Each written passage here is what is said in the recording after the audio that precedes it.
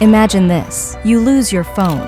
What follows could be your worst nightmare. Picture a young lady riding the bus. Her phone slips out of her pocket, left behind on that very bus. And who finds it? A predator, lurking among us. This predator with the phone in hand doesn't hesitate to smash the screen. Then, using a voice, cold and artificial, synthesized through AI, he reaches out to her, spinning a tale of finding her phone, but oops, he's shattered the screen, directing her to a repair shop for retrieval. There, she finds her phone, or so she thinks. But here's the twist. The shopkeeper, the man she trusts, is the predator in disguise. He asks her to fill out a form, a simple form, asking for her mobile number, her phone's passcode. She hesitates, but then she writes it down. Little does she know, with that passcode, he plants a spy in her phone. Spyware. This isn't just any spy. It's his eyes and ears, allowing him to send messages, even spy on her through her camera. The phone starts operating on its own. A chilling revelation. It's under the control of a sinister mind. He uses the girl's phone to message his own father, luring him into downloading a dubious app. The father, unsuspecting, installs what is actually spyware onto his phone. That very night, he receives a bizarre package.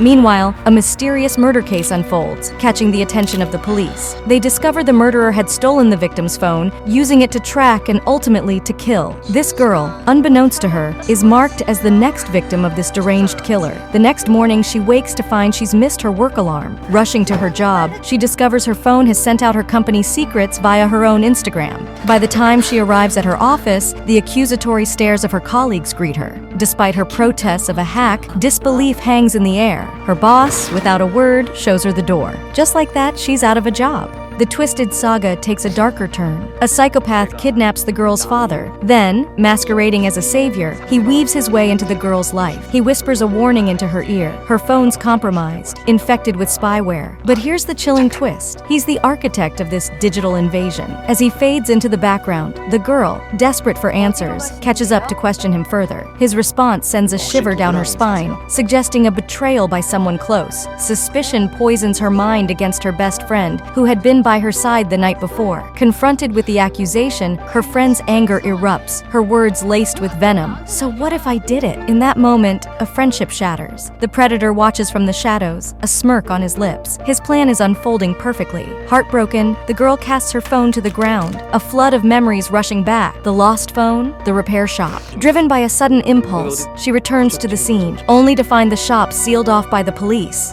The girl grabs her phone to call for help, but as she types in the emergency number, it vanishes instantly. Suddenly, the camera flips on, snapping photos on its own. It dawns on her. Her phone's been compromised with spyware. She's under the watchful eye of a maniac. Moving to the living room, she hears her father's voice. Then, a phone lights up in the darkness. The maniac has been hiding there all along. As she reaches for a weapon, ready to fight back, she sees her father, held captive by the lunatic. With no other choice, she sends a message to the police, falsely claiming she's safe, then reluctantly hands over her phone to her captor. The moment the maniac steps away to the restroom, she seizes another chance, weapon in hand, ready to ambush. But a strange noise from the bathroom halts her. Investigating, she finds her father inside.